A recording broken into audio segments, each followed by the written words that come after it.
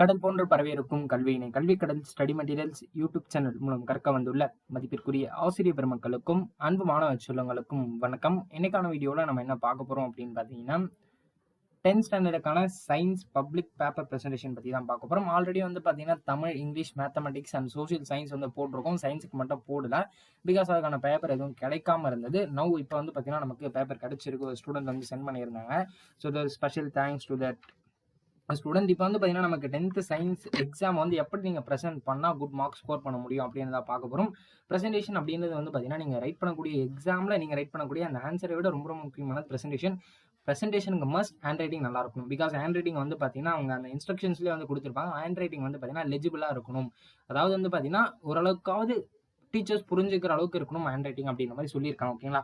For example இப்போ பாருங்க, இவங்க வந்து மார்க்னு எழுதியிருக்காங்க. இங்கே மார்க் அப்படின்னு எழுதிக்கிறது வந்து பார்த்தீங்கன்னா இங்கே மார்க்னு எழுதியிருக்காங்களா மாஸ்க்னு எழுதியிருக்காங்களானே தெரியல. அது எஸ்ஸா ஆரான்னு தெரியல. ஸோ தட் இது மாதிரி சின்ன சின்ன மைனூட் மிஸ்டேக்லாம் பண்ணாதீங்க. அது வந்து பார்த்தீங்கன்னா அவங்களுக்கு புரியல அப்படின்னா அப்படியே ஈஸியாக வந்து பார்த்தீங்கன்னா மார்க் ரெடியூஸ் பண்ணலாம். அதுக்கான ஃபுல் ரைட்ஸ் அவங்க கிட்ட இருக்கு. இது மாதிரி வந்து பார்த்தீங்கன்னா கூட்டியுமே வந்து நிறைய கேஸ் நடந்திருக்கு அப்படின்ற மாதிரி சொல்லியிருக்காங்க. ஒரு ஸ்டூடெண்ட் வந்து பார்த்தீங்கன்னா இந்த கொஸ்டின் நம்பர் போடும்போது அதே மாதிரி இந்த ஒரு மிஸ்டேக்கை நிறைய பேர் பண்றீங்க. இது ரொம்ப ரொம்ப தவறு. ஓகேங்களா?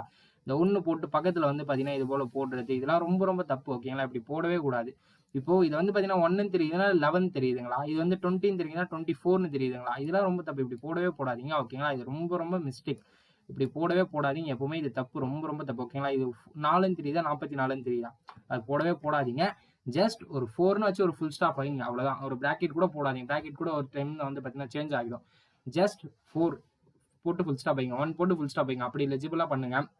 இதில் வந்து ஆப்ஷன்ஸுக்கு ரொம்ப ரொம்ப கிளியராக போடுங்க. பிகாஸ் ஒரு சிலர் வந்து பார்த்தீங்கன்னா ஏ வந்து சி மாதிரி போடுவாங்க. பாருங்க, இது வந்து டி தான். பட் ஓரளவுக்கு ரொம்ப மைனூட்டாக பார்த்தா டின்னு தெரியுது. ஆனால் நார்மலாக பார்த்தோம் அப்படின்னா நமக்கு வந்து ஏன்ற மாதிரி தெரியும். ஸோ தட் அதெல்லாம் கொஞ்சம் கரெக்டாக போடுங்க. இதெல்லாம் வந்து லாஸ்ட் டைமில் நீங்கள் செக் பண்ண வேண்டிய விஷயம். நமக்கு வந்து சயின்ஸை பொறுத்த வரைக்கும் 12 1 மார்க் இருக்கும். மற்ற சப்ஜெக்ட்டை பொறுத்தவரை நமக்கு 14 1 வேர்ட்ஸ் இருக்கும். நீங்கள் வந்து அதை பார்த்துக்கலாம். இப்போ ஃபர்ஸ்ட் கொஸ்டின் வந்து பார்த்தீங்கன்னா நமக்கு பார்ட் 2ல வந்து ஃபர்ஸ்ட் கொஸ்டின் வந்து ரியலைஸ் கேட்டரிங் கேட்டிருக்காங்க.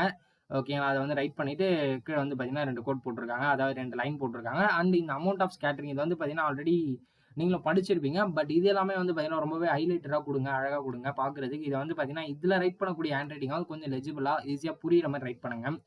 நெக்ஸ்ட் வந்து பார்த்தீங்கன்னா இது போல வரக்கூடிய டிஃபரன்சியேஷனை கண்டிப்பாக பாக்ஸ் போட்டு நீட்டாக ரைட் பண்ணுங்க. பிகாஸ் டிஃபரன்சியேஷன்லேருந்து ஒரு கொஸ்டின் கண்டிப்பாக வந்துடும். அதை வந்து நீங்கள் நீட்டாக ப்ரெசென்ட் பண்ணுங்க. நெக்ஸ்ட் வந்து பார்த்தீங்கன்னா 2 டிஃபரன்ஷியேட் கேட்டிருக்காங்க இந்த கொஸ்டின் பேப்பரில். ஓகே, நெக்ஸ்ட் வந்து பார்த்தீங்கன்னா இங்கே leech suck blood from host அப்படின்ற மாதிரி கேட்டிருக்காங்க. இதுக்கான பாயிண்ட் எல்லாமே போட்டிருக்காங்க. இந்த போடவே போடாதீங்க. இந்த தப்பு அவங்க ரிப்பீட்டடாக பண்ணிட்டே இருக்காங்க. இந்த பேப்பர் ரைட் பண்ணுவாங்க. இது ரொம்ப ரொம்ப தப்பு. ஓகேங்களா? இதோட பாயிண்ட்டுக்கு பக்கத்தில் அப்படி போடவே போடாதீங்க. ஜஸ்ட் 2ன்னு போட்டு ஒரு ஃபுல் ஸ்டாப் வைங்க. ஓகேங்களா? இது போல போட்டீங்க அப்படின்னா அது 2 பாயிண்டா 3 பாயிண்டானே தெரியல. இது வந்து ஃபர்ஸ்ட் பாயிண்ட் மாதிரியா இருக்கு. ஓகேங்களா? அப்படி போடவே போடாதீங்க. ரொம்ப ரொம்ப மிஸ்டேக். எல்லா இடத்துலையும் அவங்க அந்த தப்பு பண்ணியிருக்காங்க. நீங்கள் அப்படி பண்ணாதீங்க.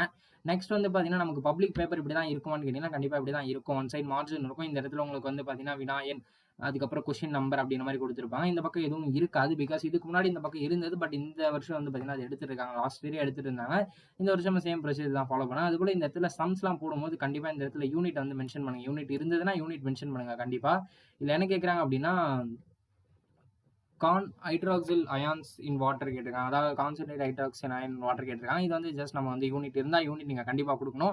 யூனிட் மிஸ் பண்ணிங்க அப்படின்னா அதுக்கு ஆஃப் மார்க் ரெடியூஸ் பண்ணிடுவாங்க. ஆன்சர் கீபடி யூனிட்டுக்கு வந்து பார்த்தீங்கன்னா 2 மார்க் கொஸ்டினுக்கு ஆஃப் மார்க் வந்து யூனிட்டுக்கு கொடுக்கணும். 1 மார்க் வந்து பார்த்தீங்கன்னா ஃபார்முலாக்கு, ஆஃப் மார்க் ஆன்சருக்கு, ஆஃப் மார்க் யூனிட்டுக்கு கொடுக்கணும். அதை வந்து அவங்க கரெக்டாக மெயின்டைன் பண்ணுவாங்க. ஆன்சர் கீ வந்து பார்த்தீங்கன்னா வச்சு தான் கரெக்ஷன் பண்ணுவாங்க. ஸோ அதை கொஞ்சம் கரெக்டாக பண்ணுங்க. நெக்ஸ்ட் நமக்கு வந்து பார்த்தீங்கன்னா இருக்கக்கூடிய 4 மார்க் கொஸ்டின் வந்து பார்த்தீங்கன்னா என்னென்ன அப்படின்னு வந்து பார்த்தீங்கன்னா 4 மார்க்லேயே நமக்கு கண்டிப்பாக வந்து பார்த்தீங்கன்னா ஒரு சம் இருக்கும். கம்பல்சரி சம்மாக தான் இருக்கும். ஒரு சில டைமில் வந்து அது தியரியாகவும் கேட்கறதுக்கான வாய்ப்புகள் நிறைய இருக்குது. இது போல் ஈக்குவேஷன்ஸாகவும் கேட்டுருவாங்க. ஓகேங்களா? நமக்கு சப்போஸ் சம் இருந்தது அப்படின்னா கண்டிப்பாக அந்த இடத்துல யூனிட் மென்ஷன் பண்ணுங்கள். நம்மளுக்கு 4 மார்க்கை பொறுத்த வரைக்கும் யூனிட்டுக்கு 1 மார்க் இருக்குது. ஓகேங்களா? ஃபார்முலாக்கு 1 மார்க், சப்ஸ்டியூஷனுக்கு 1 மார்க், அண்ட் அதே போல் வந்து பார்த்தீங்க அப்படின்னா நீங்கள் ரைட் பண்ணக்கூடிய ஆன்சருக்கு 1 மார்க், யூனிட்டுக்கு 1 மார்க். இப்படி தான் வந்து பார்த்தீங்கன்னா உங்களுக்கு ஆன்சரை வந்து பார்த்தீங்கன்னா ஸ்ப்ளிட் பண்ணுவாங்க. ஆன்சர் கீழே வந்து பார்த்தீங்கன்னா ஆன்சர் இப்படி தான் ஸ்ப்ளிட் பண்ணி கொடுப்பாங்க. அது நீங்கள் வந்து கொஞ்சம் கரெக்டாக பார்த்துக்கங்க. பிகாஸ் அதுலேருந்து கண்டிப்பாக மார்க் லாஸ் ஆகிற வாய்ப்பு நிறையவே இருக்குது. அதை கொஞ்சம் கரெக்டாக பார்த்துக்கங்க. அண்ட் அதே போல் வந்து பார்த்தீங்கன்னா இது போல் சப்டைட்டில் ரொம்ப ரொம்ப முக்கியம். ஓகேங்களா? எப்போ ரைட் பண்ணாலும் இந்த சப்டைட்டில் போடாமல் ரைட் பண்ணவே பண்ணாதீங்க. சப்டைட்டில் ரொம்ப ரொம்ப முக்கியம். ஓகேங்களா? இங்கே டைப்ஸ் ஆஃப் இனிஷியா போட்டிருக்காங்க. அதே போல் சப்டைட்டில் போட்டு ரைட் பண்ணுங்க. சப்டைட்டிலுக்கு வந்து பார்த்தீங்கன்னா ஒரு சின்ன ஹெட்டிங், ஒரு சப் ஹெட்டிங் கொடுத்துருக்காங்க. அதுவும் நீங்கள் கண்டிப்பாக போடுங்க. அது ரொம்ப ரொம்ப முக்கியமானது. பிகாஸ் நமக்கு வந்து டைப்ஸ் ஆஃப் இனிஷியா வந்து 3 டைப் இருக்கும். இனிஷியா ஆஃப் மோஷன் இருக்கும். ஃபர்ஸ்ட் வந்து பார்த்தீங்கன்னா நமக்கு இனிஷியா of risk, இனிஷியா of motion, and next வந்து பார்த்தீங்கன்னா இனிஷியா ஆஃப் டைரக்ஷன். 3 இனிஷியா இருக்கும். அது ரைட் பண்ணியிருக்காங்க. நெக்ஸ்ட் அட்வான்டேஜஸ் ஆஃப் டெலஸ்கோப் கேட்டிருக்காங்க.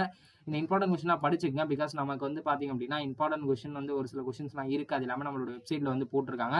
நீங்க ரெகுலரா வந்து பார்த்தீங்கன்னா, கல்விக்கடல் வெப்சைட்ட ஃபாலோ பண்ணீங்க அப்படின்னா உங்களுக்கு தெரிஞ்சிருக்கும். நீங்க இதுவரைக்கும் நம்மள ஃபாலோ பண்ணல அப்படின்னா, உங்களோட Google ஓப்பன் பண்ணி கல்விக்கடல் வாட்ஸ்அப் குரூப் அப்படின்னு சொல்லி சர்ச் பண்ணா உங்களுக்கு ஒரு வாட்ஸ்அப் குரூப் வரும்.